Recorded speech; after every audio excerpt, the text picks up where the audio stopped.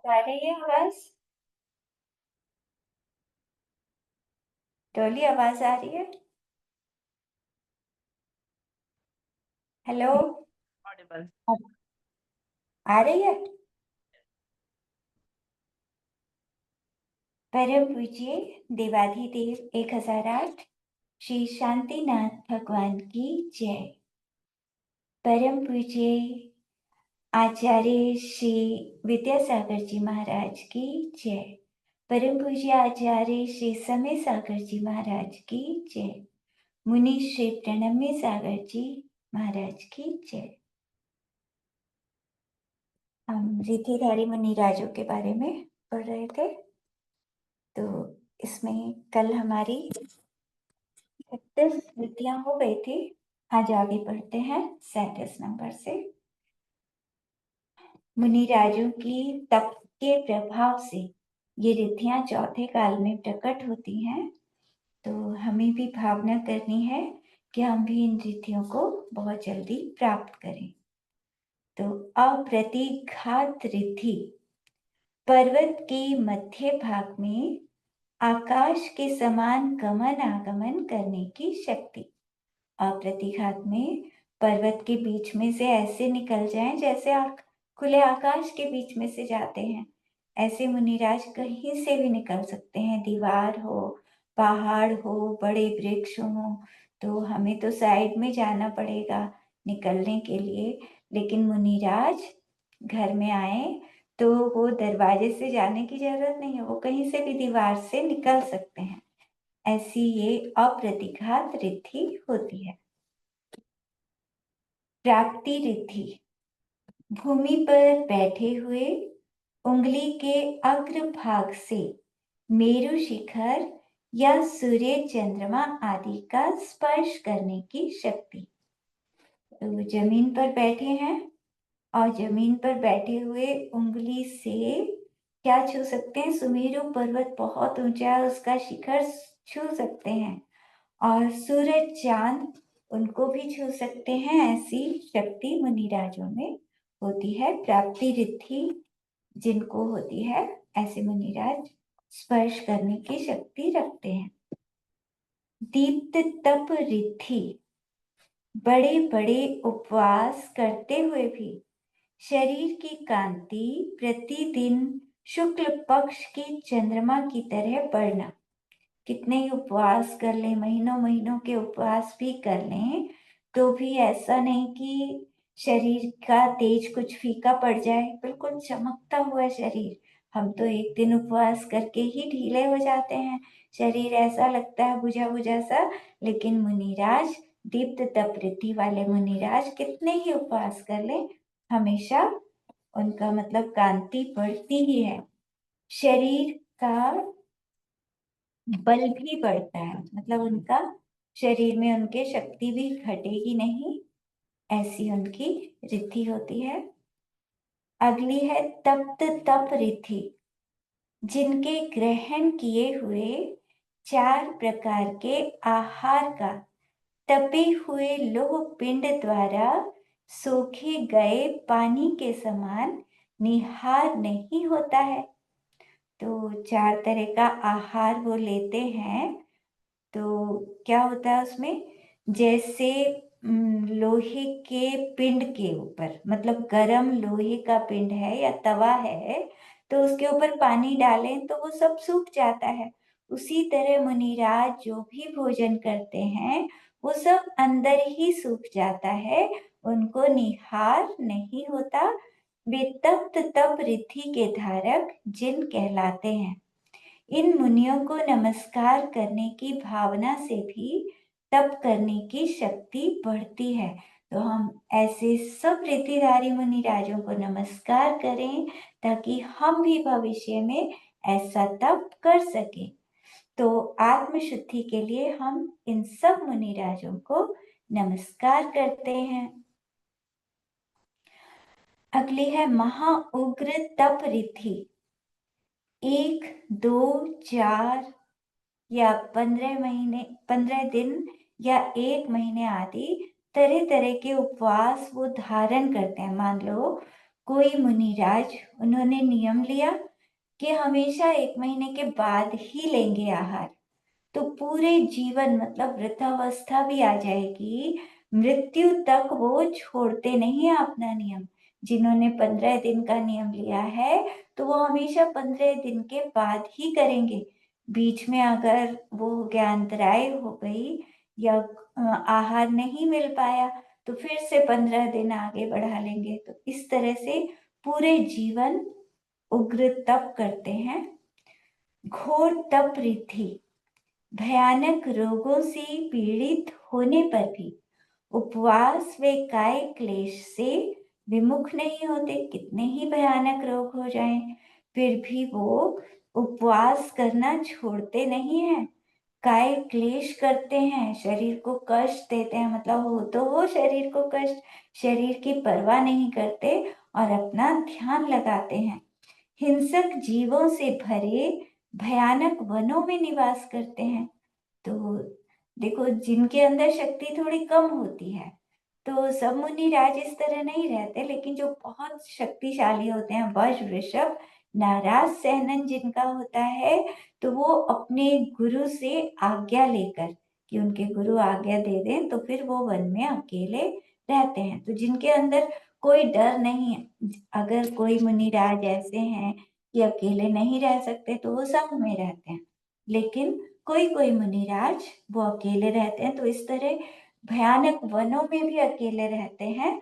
हिंसक जीवों से भरा जो वन है, शेर आदि जहां घूम रहे हैं, भयंकर शमशान में ध्यान लगाते हैं अकेले।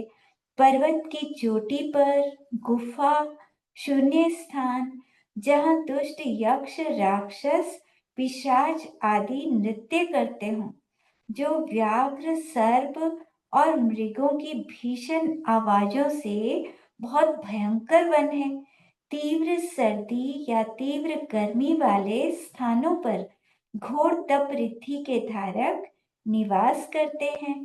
उत्तम सहनन वाले ये महामुनि राज संसार समुद्र को पार करने में सक्षम हैं। तो ये संसार को पार करते हैं, स्वयं तिरते हुए दूसरों को भी तिराते हैं, स्वयं भी मोक्ष को पा लेते हैं और दूसरों को भी मोक्ष प्राप्त कराते हैं। ऐसे महातपस्वी घोर तप रिद्धि के धारी जिनेंद्रों को बारंबार नमस्कार हो। तो ऐसी शक्ति हमारे अंदर भी आए कि हम डरे ना, कैसा ही कहीं भी ध्यान करें, मतलब कभी ना कभी जब हमारा भी वज्र वृषभ नाराज सहनन होगा तो फिर हम भी नहीं डरेंगे, फिर अकेले कहीं भी रह सकते हैं। ऐसी शक्ति अपने अंदर आ जाती है। घोर पराक्रम तप रिद्धि, तीनों लोकों का उपसंहार करने, पृथ्वी तल को निगलने, समस्त समुद्र के जल को सुखाने, वे जल अग्नि और शिला पर्वत आदि के बरसाने की शक्ति का नाम घोर पराक्रम है। मतलब तीनों लोकों को उठाकर फेंकने की शक्ति होती है उनके अंदर, पूरी पृथ्वी को निगल लें, ऐसी महान शक्ति तपस्या के प्रभाव से प्रकट हो जाती है। इतने बड़े बड़े समुद्र और सारे समुद्र का जल सुखा दें, ऐसी उनके अंदर शक्ति होती है। मतलब वो मुनिराज जहां हो तो फिर ये जो सुनामी वगैरह आती है तो वो जीवों की रक्षा करने के लिए वो उसे वहीं रोक सकते हैं। उनके अंदर ऐसी शक्ति होती है कि मतलब आसपास के जीव मरेंगे, उनकी हिंसा हो जाएगी, तो उन सब की रक्षा के भाव से वो अग्नि को भी रोक सकते हैं। दावानल अग्नि बढ़ती जा रही है कहीं, उसको रोकने की शक्ति, समुद्र के जल को सुखाने की शक्ति, उसको रोकने की शक्ति, तो ऐसी विशेष शक्तियां होती हैं। शिला पर्वत आदि के बरसाने की शक्ति, शिलाओं को, बड़ी बड़ी शिलाओं को उठाकर फेंकने की शक्ति होती है उनके अंदर। तो ये घोर पराक्रम तप उनका कहलाता है। तप के प्रभाव से ऐसी शक्ति उत्पन्न करके सक्षम होकर भी कोई विनाशकारी हिंसा का कार्य वो नहीं करते। मतलब शक्ति तो उनके अंदर इतनी सारी कि वो चाहें तो इतना कर सकते हैं, लेकिन वो करते नहीं हैं। बिना मतलब में क्यों करेंगे? मतलब शिलाओं को उठाकर क्यों फेंकेंगे? उससे हिंसा होगी। तो दूसरों की रक्षा करने के लिए अपनी शक्ति का प्रयोग कर सकते हैं, लेकिन बिना मतलब में वो कभी भी हिंसा का कोई कार्य नहीं करते। तो ऐसे घोर पराक्रम रिद्धि के धारक महामुनि राजों को मेरा बारंबार नमस्कार हो। परम घोर तप रिद्धि, सिंह निष्क्रीडित आदि महा उपवासों को करते रहने की शक्ति। तो इसमें क्या होता है? सिंह क्रीडित मतलब एक एक दिन का बढ़ा बढ़ाकर, एक दिन का उपवास, फिर 2 दिन का उपवास, कुछ इस तरह से होता है। तो सिंह निष्क्रीडित आदि बड़े बड़े उपवास के जो व्रत होते हैं, उनको करने की शक्ति होती है उनके अंदर। अघोर ब्रह्मचारित्व तप रिद्धि, आजीवन तप करने में विपरीत परिस्थिति मिलने पर भी स्वप्न में भी ब्रह्मचर्य से ना डिगने की शक्ति। तो आजीवन तप करते हैं, कितनी ही विपरीत परिस्थिति मिले, मतलब जो बहुत तपस्वी मुनिराज होते हैं, तो स्वर्गों में उनकी चर्चा हो जाती है। सौधर्मेंद्र जो बहुत ज्यादा मतलब विशेष होते हैं, अच्छी तरह से अपने तप को करते हैं, तो सौधर्मेंद्र उनकी तारीफ करता है स्वर्ग में। और स्वर्ग में तारीफ करता है तो कोई ना कोई परीक्षा लेने भी आ ही जाता है। तो वहां से कभी तो देव आते हैं और कभी देवियां आ जाती है। ब्रह्मचर्य की परीक्षा लेनी हो तो देवियां आ जाती हैं। जैसे शांतिनाथ भगवान पिछले भाव में, वो तो राजा ही थे उस समय, और वो मतलब ध्यान में पूरी रात के लिए उन्होंने नियम लिया कि आज हम वन में पूरी रात ध्यान में खड़े रहेंगे। तो राजा थे, राजा होते हुए उन्होंने ऐसा नियम लिया, तो सौधर्मेंद्र ने प्रशंसा कर दी, स्वर्ग में प्रशंसा की कि आज तो वो पूरी रात ध्यान में रहेंगे और ब्रह्मचर्य व्रत में बहुत पक्के हैं वो। तो 2 देवियां उतर कर आती हैं और उनकी परीक्षा लेती हैं, लेकिन उन्होंने आंख खोलकर भी देखा नहीं। बहुत उनको आकर्षित करने की कोशिश करी, लेकिन वो अपने में बिल्कुल पक्के रहे। तो जब घर में रहते हुए भी कोई गृहस्थ अवस्था में भी इतना तप कर लेता है, तो वो तो मुनिराज जो होते हैं, उनका तो महान ब्रह्मचर्य होता है। तो कैसी भी परिस्थिति हो, वो अपने ब्रह्मचर्य से डिगते नहीं है। स्वप्न में भी, यहाँ तक कि स्वप्न में भी उनको दोष नहीं लगता। कोई वैसे तो ठीक है, लेकिन सपने में कई बार पता नहीं लगता। सपने में अगर किसी से कोई गलत कार्य हो जाए, तो ऐसे मुनिराज तो स्वप्न में भी जरा सा भी दोष नहीं लगने देते ब्रह्मचर्य में। तो इनके तप की महिमा से, इनके तप का प्रभाव क्या है कि कहीं भी ये मुनिराज पहुंच जाएं, मान लो 2 राजाओं का आपस में युद्ध चल रहा है, आपस में बहुत बैर हो रहा है, उनका झगड़ा चल रहा है, तो वहां अगर ये मुनिराज आ जाएं तो सब बैर खत्म हो जाता है। कोई भी कलह हो, कोई किसी को मार रहा है, सब रुक जाता है, सब शांत हो जाता है। किसी ने किसी को बांधा हुआ है, वो भी छोड़ देगा। कहीं अकाल पड़ा हुआ है, वो भी शांत हो जाता है।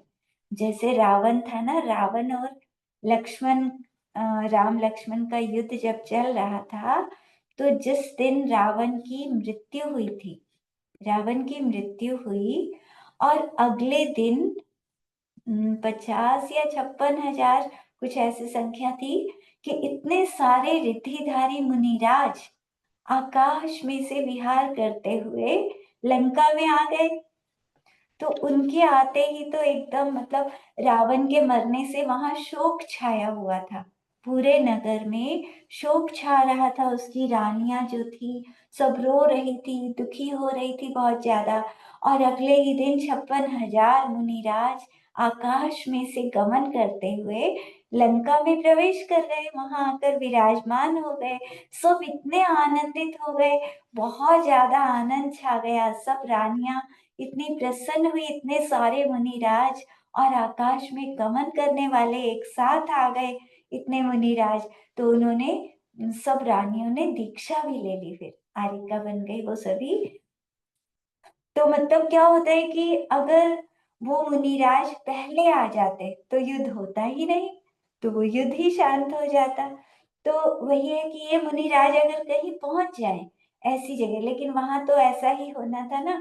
लेकिन जिस जगह युद्ध, किसी की मृत्यु को नहीं होना, और वहां ये मुनिराज पहुंच जाए तो युद्ध शांत हो जाता है। तो महामुनि के निवास क्षेत्र में जहां मुनिराज रहते हैं वहां महामारी भी नहीं होती। कहीं पहले से फैली हुई है महामारी, और मुनिराज वहां आ गए तो सारी महामारी ठीक हो जाती है। जैसे मथुरा में एक बार महामारी फैली हुई थी, और वहां पर ये ऋधिधारी मुनिराज आ गए थे मंदिर में, तो उनके आने से सब ठीक हो गए। जो जो बीमार थे पूरे दूर दूर तक सब जीव बिल्कुल स्वस्थ हो जाते हैं। पशु पक्षी भी ठीक हो जाते हैं, पेड़ पौधे सब बढ़िया हो जाते हैं। तो ये उनके तप का प्रभाव है। ध्यान लगाने से उनका आभा मंडल इतनी दूर तक मतलब बिल्कुल पवित्र रहता है कि उसके स्पर्श में जो भी आता है वो सब ठीक हो जाते हैं। महामारी भी और महायुद्ध भी नहीं होता। इनके शरीर से छूकर गई हवा, मतलब मुनिराज वन में ध्यान लगा रहे हैं और इनके शरीर को छूकर हवा जो नगर में गई, तो उस हवा से भी सारे उपद्रव नष्ट हो जाते हैं। उस हवा में भी ऐसी शक्ति आ जाती है। ब्रह्मचर्य व्रत के पालन करने का इतना प्रभाव है, तो ब्रह्मचर्य व्रत पालन करना चाहिए। ब्रह्मचर्य व्रत लेने वाले को मनुष्यों में देवता की तरह कहा है। तो इसीलिए सभी को ब्रह्मचर्य व्रत लेना चाहिए। एक देश ब्रह्मचर्य तो ले ही सकते हैं घर में, अपने पति या पत्नी के सिवा अन्य सबको भाई बहन की तरह समझे, माता पिता की तरह, छोटे हैं तो पुत्र पुत्री की तरह। तो इतना तो सभी का होना चाहिए, और पूर्ण ब्रह्मचर्य ले लें तो बहुत ही अच्छा है।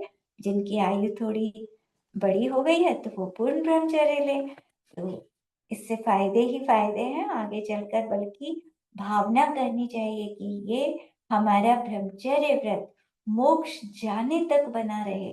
ऐसी भावना करनी चाहिए कि मोक्ष जाने तक काश ऐसा हो जाए कि हम ब्रह्मचर्य से रहें, हमेशा ब्रह्मचर्य से रहें।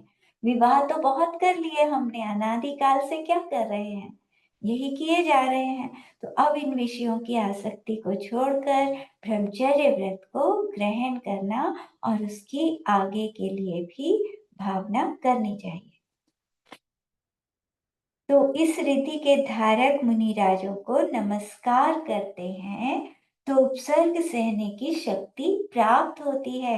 हम ऐसे मुनिराजों को नमस्कार करेंगे तो बहुत जल्दी हम भी उस ब्रह्मचर्य व्रत को अंगीकार कर सकेंगे। हम भी उनकी तरह इन शक्तियों के धारक बन सकते हैं। तो सदा उन्हें बारंबार नमस्कार करना चाहिए।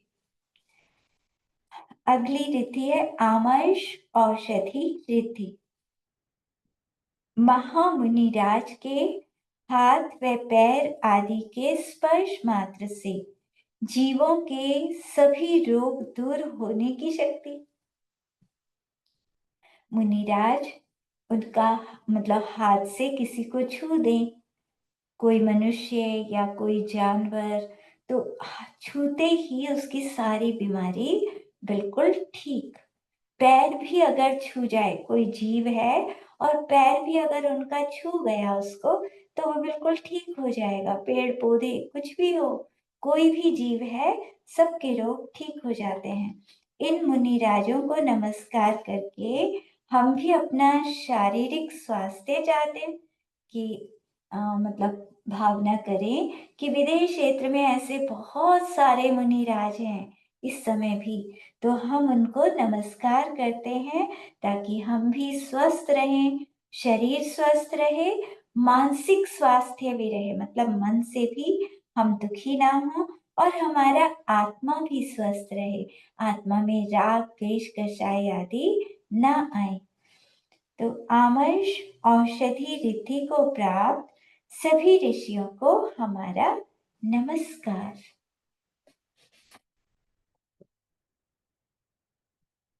इसके बाद है सर्वौषधि रिद्धि।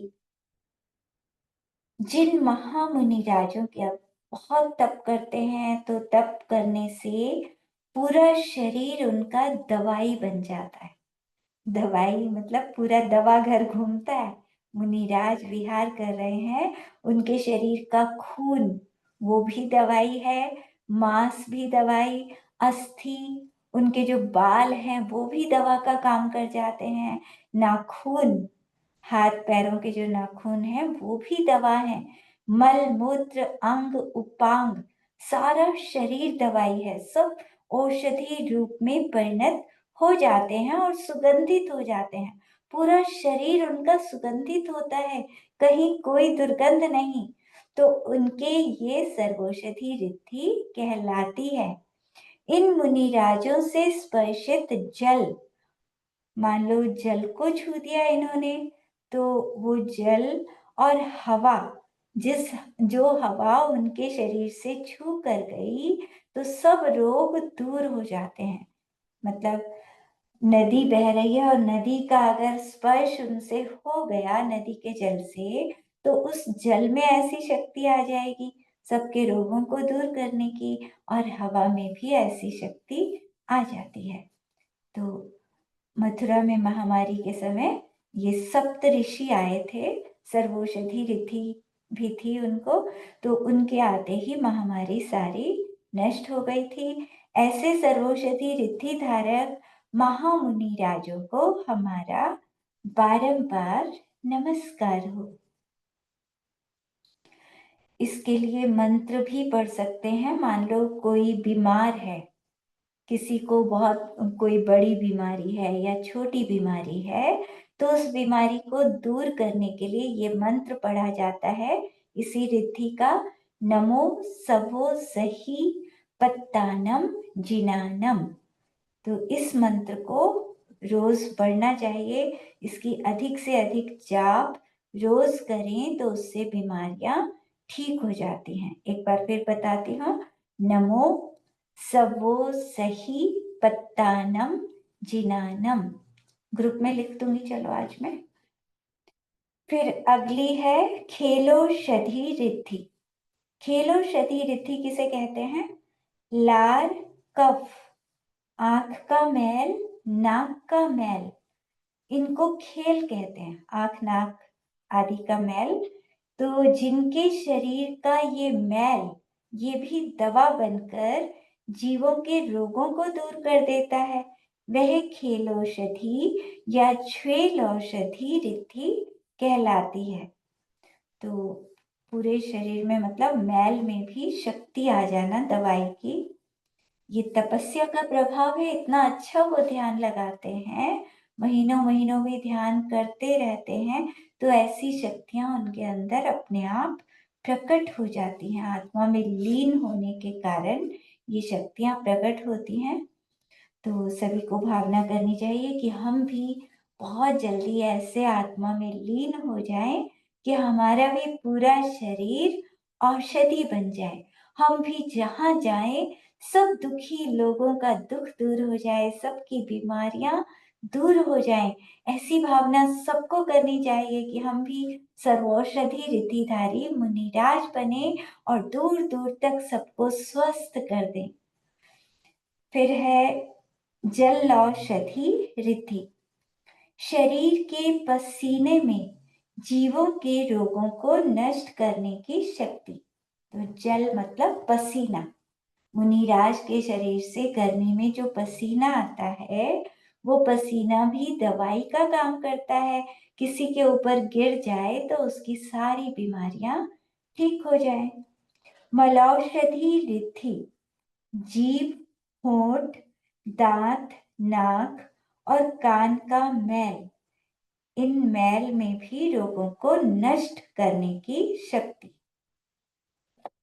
विप्रौषधि रिद्धि, महामुनि राजों के मूत्र विष्ठा में भी जीवों के बहुत भयानक रोगों को दूर करने की शक्ति। बड़े से बड़े भयानक से भयानक रोग हों, सब दूर हो जाए, ऐसी शक्ति मुनिराजों के पूरे शरीर में होती है। मुख निर्विष रिद्धि, मुनिराज के मुख से निकले वचनों में औषधि की तरह जीवों के रोगों को दूर करने की शक्ति।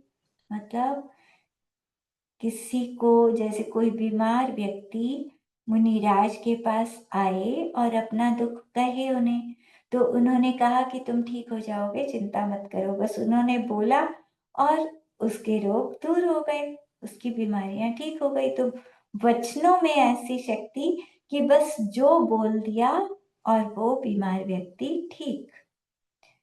अगली है दृष्टि निर्विष रिद्धि। सांप के काटने से जिसके पूरे शरीर में जहर फैल गया हो, किसी को सांप ने काट लिया और पूरे शरीर में जहर फैला है, ऐसा जीव अगर मुनिराज के पास पहुंच जाए, दृष्टि निर्विष रिद्धि जिनको है, उनके पास पहुंचा मुनिराज ने, बस उसे देख ही लिया, उसे देखने से ही ऐसी अमृत दृष्टि होती है उनकी कि पूरा जहर उसका उतर जाएगा। सांप के जहर को भी निर्विष करने की शक्ति मुनिराजों के अंदर आ जाती है। मनोबल रिद्धि, एक मुहूर्त मतलब 48 मिनट से भी कम समय में पूरे द्वादशांग को चिंतन करने की शक्ति। पूरा द्वादशांग सोच सकते हैं मन के अंदर। वचन बल, जिह्वा से अनेकों बार पूरे द्वादशांग को उच्चारण करके भी जो ना थके। हम तो 1 घंटा बोलकर ही थक जाते हैं, अगर 1 घंटा लगातार बोलना पड़े तो कितनी शक्ति लगती है। निर्भय सागर महाराज जी बताते थे कि 6 किलोमीटर चलने में जितनी शक्ति लगती है, उतनी शक्ति 1 घंटे लगातार बोलने में लगती है, उतनी एनर्जी लग जाती है। तो हम तो 1 घंटा बोलकर ही थक जाते हैं, लेकिन ये मुनिराज मतलब अंतर मुहूर्त में पूरे द्वादशांग को पढ़ ले और कई बार पढ़ ले तब भी ना थके, ऐसी उनके अंदर वचनों की शक्ति, ये वचन बल रिद्धि होती है। काय बल रिद्धि, 4 महीने खड़े रहें, 6 महीने या 1 वर्ष भी खड़े रहकर कायोत्सर्ग करें, ध्यान करें, बिल्कुल भी ना थके, ऐसी शक्ति। 1 साल हो गया खड़े खड़े, लेकिन कोई थकने का काम ही नहीं। तो तीनों लोगों को हाथ की उंगली से उठाकर दूसरी जगह भी रख सकते हैं, इतना इनके अंदर शरीर में बल होता है कि सारा संसार उठा के और दूसरी जगह रखने की शक्ति होती है। तो 1 वर्ष बाहुबली भगवान और मुनिराज की अवस्था में 1 वर्ष तक खड़े रहे थे, और शांतिनाथ भगवान भी पिछले भाव में 1 वर्ष तक खड़े रहे थे। मैंने सुनाया था शायद पहले भी कि 1 वर्ष तक ध्यान में ऐसे खड़े रहे कि बिल्कुल ढक ही गए थे, बिल्कुल बेलों ने उन्हें ऐसा ढक लिया कि किसी को पता ही ना लगे कि यहाँ कोई मुनिराज है। किसी को भी नहीं पता था कि यहाँ कोई मुनिराज खड़े हुए हैं। 1 साल से खड़े थे आराम से, और ऊपर से कोई देव जाता है तो वो उसका विमान रुका, तब उसे पता लगा कि यहाँ कोई मुनिराज है। तो उसने विमान तो इसलिए रुका था कि नमस्कार करो, लेकिन नीचे आकर देखा अवधि ज्ञान से कि ये तो पिछले जन्म का शत्रु है। पिछले जन्म में कोई जरा सा भी अगर किसी को कष्ट दे दिया तो वो अपना बदला लेता है। तो वो उपसर्ग करना शुरू कर दिया, नमस्कार करना तो दूर की बात, उसने तो उपसर्ग करना शुरू कर दिया मुनिराज के ऊपर। बहुत उपसर्ग किया, तेज तूफान वगैरह सब चलाए, तो तूफान से बेलें सब हट गई और उनके ऊपर पत्थर बरसाए, तरह तरह से उपसर्ग किया। तो वहां से कुछ देर के बाद 2 देवियां जा रही थी, उन्होंने उस देव को डांट कर भगाया कि इतने बड़े मुनिराज और तुम उनके ऊपर उपसर्ग कर रहे हो, भागो यहाँ से। तो उसे इतना डांटा कि वो चला गया वहां से। फिर देवियों ने पूजा की और पूजा करके वो भी चली गई। मुनिराज के ऊपर से बेलें सब हट गई थी। मुनिराज ने अब आंखें खोली और विहार कर दिया। तो इस तरह से मतलब 1 साल भी खड़े रहे मुनिराज, तो थकते नहीं। काय बल रीति के धारी जो होते हैं वो 1 वर्ष भी आराम से खड़े हो सकते हैं। आशीर विष रिथि, जिनके क्रोध पूर्वक वचन से ही शरीर में जहर फैल जाए, ऐसी शक्ति कि अगर मुनिराज को गुस्सा आ जाए तो मतलब किसी को कह दिया कि तुम, मतलब किसी के ऊपर गुस्सा आ गया तो उसे देखने से ही, उसको मतलब बोलने से कि तुम मर जाओ, अगर ऐसा कह दिया तो वो मर ही जाएगा। उसके शरीर में जहर फैलने को कहे तो पूरा शरीर जैसे सांप ने काटा हो ऐसा जहर फैल जाएगा। लेकिन ऐसी शक्ति मुनिराज प्रयोग नहीं करते, क्योंकि वो किसी को क्यों मारेंगे इस तरह। लेकिन शक्ति जरूर होती है। दूसरा उपसर्ग कर रहा है, कितना भी परेशान कर रहा है, लेकिन मुनिराज उसको क्षमा करते रहते हैं, कोई बात नहीं। शक्ति होते हुए भी वो प्रयोग नहीं करते। दृष्टि विष रस रिद्धि, दृष्टि में ऐसी शक्ति होना कि क्रोध से मुनिराज किसी को देख लें तो वो मर जाए, लेकिन वो तो बहुत दया के धारी होते हैं, ऐसी शक्ति का प्रयोग मुनिराज नहीं करते। तो शक्ति तो ऐसी है कि किसी को बस देखने की जरूरत है, खाली देखा और वो मर जाएगा। लेकिन वो कितना ही परेशान किए जा रहा है, कितना ही उपसर्ग किए जा रहा है, कोई बात नहीं, शरीर को तो कर रहा है, करने दो। वो सबके प्रति करुणा का भाव रखते हैं कि मैं किसी को क्यों मारूं, मैंने कभी इसको कष्ट दिया होगा, इसीलिए ये मेरे ऊपर उपसर्ग कर रहा है, तो वो उसको क्षमा ही करते हैं। क्षीर श्रावी रस रिद्धि, क्षीर श्रावी में क्या होता है कि नीरस भोजन अगर मुनिराज के हाथों में कोई रखे तो हाथ में आते ही दूध की तरह गुणकारी हो जाए। तो बिल्कुल दूध की तरह हो जाए, जैसे दूध मिक्स हो इस तरह सूखे चावल रखे और दूध समेत खीर बन गई एकदम हाथ में आते ही। अथवा जिनके वचन क्षीर की तरह सब श्रोताओं को तृप्त करते हैं, मतलब वचन उनके इतने अच्छे होते हैं कि कोई कितना ही दुखी आए, कितना ही परेशान व्यक्ति आए, लेकिन उनके वचन सुनकर वो आनंदित हो जाता है, अपना सारा दुख भूल जाता है। तो ऐसी शक्ति क्षीर श्रावी रस रिद्धि है।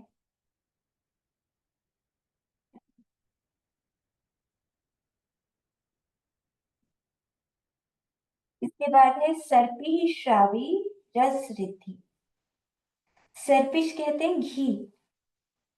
तो जिन मुनियों के हाथ में रखा हुआ रूखा अन्न भी क्षण मात्र में घी की तरह पुष्टिकारक और स्निग्ध हो जाए, बढ़िया घी से भरा हुआ हो जाए, अच्छा, अथवा जिस रिद्धि के प्रभाव से मुनिराज के दिव्य वचनों के सुनने से ही जीवों के दुख आदि शांत हो जाए।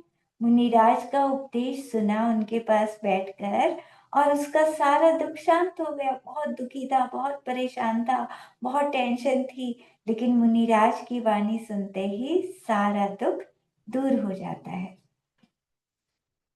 तो ऐसे एक कहानी भी थी कि कोई स्त्री, कोई ब्राह्मण की स्त्री थी, तो उसकी एक बार चौका लगाने की इच्छा हुई। उसे जैन धर्म बड़ा अच्छा लगता था, तो उसने, उसके पति तो गए हुए थे, तो उसने मुनिराज का चौका लगाया, आहार दिया। और क्या हुआ कि जब ब्राह्मण आया तो उसे पता लगा कि जैन मुनि को इसने आहार दिया था, तो उसने उसको बहुत मारा, इतना मारा कि वो बेहोश हो गई। तो होश में आते ही वो अपने बच्चों को लेकर वहां से चल दी। छोटे बच्चे थे 2, तो वहां से चलकर उन्हीं मुनिराज के पास वन में पहुंच गई। और वहां पर मुनिराज की शरण में कि भगवान मेरी रक्षा करो। तो कुछ ऐसे ही था कि वो बैठी थी वहां मुनिराज के पास, तो वो ब्राह्मण उसको ढूंढता ढूंढता उधर ही आ रहा था। उसने जब देखा दूर से कि वो आ रहा है, तो थोड़ा पर्वत के ऊपर इस तरह से थी वो, तो उसने डर के मारे कि अब ये मुझे फिर मारेगा बहुत ज्यादा, तो उसने छलांग लगा दी, पर्वत के ऊपर से ही छलांग लगा दी और मर गई। और मरकर वो देवी बन गई, स्वर्ग की देवी बन गई। उधर क्या हुआ कि उस गांव में पूरे में आग लग गई। ब्राह्मण यहाँ आया, उसने देखा पत्नी तो मर गई, तो वो दोनों बच्चों को लेकर जब वापस आता है तो देखता है सारा गांव जल चुका है, सिर्फ उसका घर सुरक्षित है। मतलब उसका घर नहीं जला। क्यों नहीं जला वो समझ गया। सब लोग कह रहे थे यही कि इसके घर आज रिद्धिधारी मुनिराज का आहार हुआ था, इसीलिए ये बच गया, इसका घर बिल्कुल बच गया। तो अब उसको लगा कि अरे मैंने बहुत गलत किया, मैंने अपनी पत्नी को इस तरह से दुख दिया, कष्ट दिया। तो फिर वो अपने बच्चों के साथ, मतलब उसको अब जैन मुनियों के प्रति श्रद्धान होता है। तो मतलब यहाँ यही है कहने की बात कि जो मुनिराज होते हैं, रिद्धिधारी मुनिराज, उनके तरह तरह के अतिशय होते हैं। मुनिराज जहां भी जाते हैं, जिस घर में आहार लेते हैं रिद्धिधारी मुनिराज, तो वहां जो भी परेशानियां हैं, तरह तरह के मतलब अतिशय वहां पे हो जाते हैं कि उनका मतलब सबके घर जल गए और उनका बच गया, तो कुछ ना कुछ अतिशय अवश्य होता है। और वो स्त्री भी देवी बन गई, तो कोई दिक्कत नहीं फिर उसके बाद। तो घी सहित आहार हो जाता है, और मुनिराज जो वचन कहते हैं तो जीवों के दुख शांत हो जाते हैं बिल्कुल। मधुश्रावी रस रिद्धि, जो हाथ में रखे समस्त आहारों को मधु गुड़ खांड शक्कर के स्वाद स्वरूप परिणमन कराने में समर्थ हैं, वे मधुश्रावी जिन हैं। तो कुछ भी हाथ में रखें फीका, और वो बिल्कुल मीठा हो जाए, गुड़ की तरह, खांड की तरह, शक्कर की तरह, ऐसा मीठा बढ़िया बन जाए, तो वे मधुश्रावी जिन कहलाते हैं। उन सब मुनिराजों को हमारा मन से, वचन से, काय से नमस्कार हो। अथवा जिनके वचन दुखी श्रोताओं को मधु के समान पुष्ट कर दे, कि कोई दुखी है और मधु की तरह उसको, मतलब मुनिराज की वाणी को सुने, उनका उपदेश सुने, तो उसको संतुष्टि हो गई, संतोष मिल गया, बहुत आनंद आया उन वचनों को सुनकर। अमृत श्रावी रस विधि, जिनके हाथ में रखा हुआ रूखा आहार क्षण मात्र में, मतलब एक सेकंड भी नहीं लगता, जैसे ही उनके हाथ का स्पर्श हुआ, रूखा आहार रखा था, और क्षण मात्र में देवों के समान अमृत स्वरूप से परिणत हो जाता है, बिल्कुल अमृत बन जाता है हाथ पे आते। अथवा जिनके अमृत के समान वचन, उनकी वाणी ऐसी होती है कि कितना भी कोई दुखी जीव हो, उनकी वाणी सुनने से उसके सारे दुख नष्ट हो जाते हैं। अक्षीण महानस रिद्धि, मुनिराज जिस घर में आहार लें, तो बचा हुआ जो अन्न है उसमें से जिस किसी भी प्रिय वस्तु को यदि उस दिन सारी सेना भी खा ले चक्रवर्ती की, तो भी वो बर्तन खाली नहीं होता, उसमें से लेते रहो, सबको खिलाते रहो, बर्तन पूरा का पूरा भरा रहता है। लेकिन सूर्यास्त होते ही, सूर्यास्त होने तक तो भरा रहता है, सूर्यास्त होते ही वो बर्तन अपने आप खाली हो जाता है। तो मतलब रात्रि में भोजन नहीं करना चाहिए, सूर्योदय सूर्यास्त से पहले पहले भोजन कर लेना चाहिए। अगली रिद्धि है अक्षीण महालय रिद्धि। इस रिद्धि वाले मुनिराज जहाँ बैठते हैं या वास करते हैं, उस स्थान में इतनी अवगाहन शक्ति हो जाती है कि वहां सभी देव, मनुष्य व तिर्यंश किसी को बाधा ना देते हो। मतलब सब खुले खुले बैठते हैं। छोटा सा कमरा, छोटी सी गुफा में मुनिराज बैठे हैं, लेकिन वहां कितने ही देव आ जाएं, कितने ही मनुष्य आ जाएं, कितने ही जानवर आ जाएं, सब खुले खुले बैठे हुए हैं। ये मुनिराज की रिद्धि का प्रभाव होता है। वो गुफा कितनी, 4 हाथ प्रमाण। एक हाथ तो हमारा यहाँ तक होता है ना, मतलब कोहनी तक का 1 हाथ माना जाता है। तो ऐसे 4 हाथ, इतनी छोटी सी गुफा में मुनिराज बैठे हैं।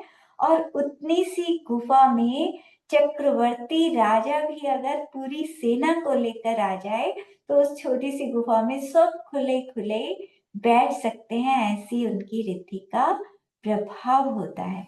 तो इन अक्षीण रिद्धिधारी सभी महामुनि राजों को हमारा नमस्कार हो।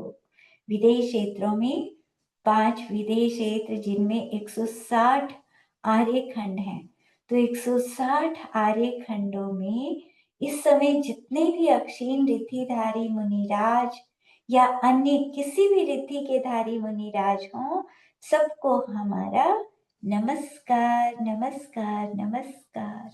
सब मुनिराजों को भावना करें, आकाश में गमन करने वाले और सब तरह की रिद्धियों के धारी सब मुनिराजों को हमारा नमस्कार।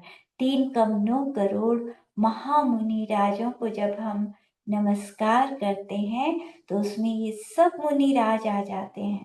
बहुत बड़े बड़े शरीर वाले, समय शिखर के पहाड़ से भी ऊंचा जिनका शरीर है, उससे भी बड़े शरीर वाले ऐसे ऐसे विदेश क्षेत्रों में मुनिराज, उन सबको हम नमस्कार करते हैं 3,9 करोड़ में।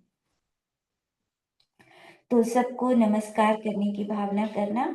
और इन मुनिराजों का भी मंत्र है, किसी के मान लो बहुत दरिद्रता है, धन बढ़ नहीं पा रहा, या आजीविका भी मुश्किल से चल पा रही है किसी की। वैसे तो जैन सभी अच्छे होते हैं, लेकिन किसी किसी का कभी कभी तीव्र कर्म का उदय ऐसा आ जाता है, तो उनके लिए एक ये इस मंत्र की जाप है, उससे धन की वृद्धि होती है।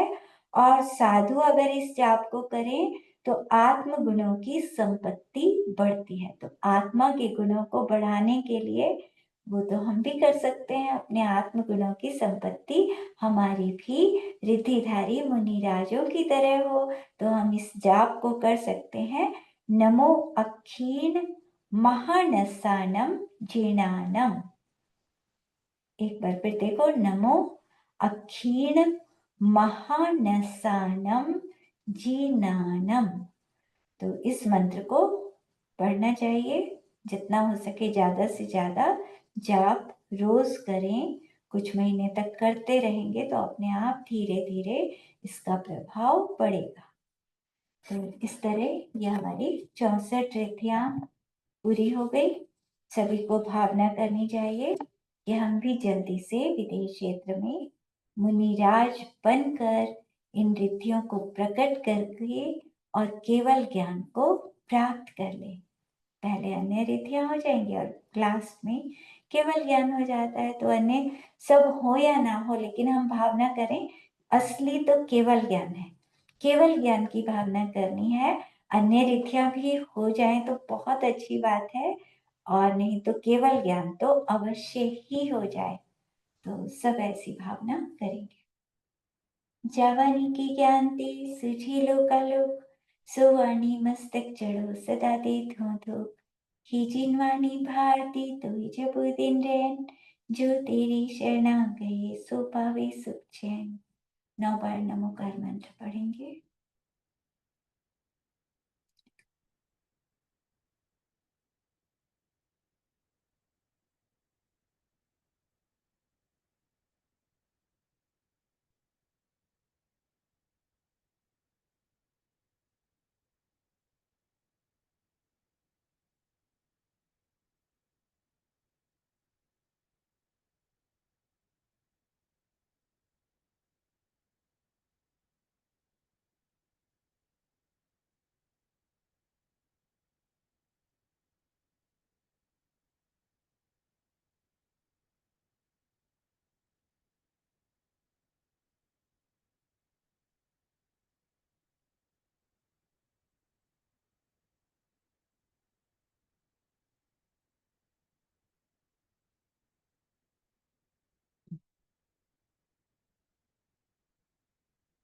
ध्यान करते हैं।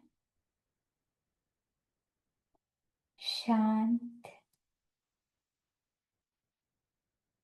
परम शांत। हम सबके शरीरों के अंदर जो आत्मा बैठा है वो परम शांत स्वरूप वाला है। ये आत्मा कभी गुस्सा नहीं करता, कभी कोई कषाय नहीं करता, हमेशा शांत रहता है।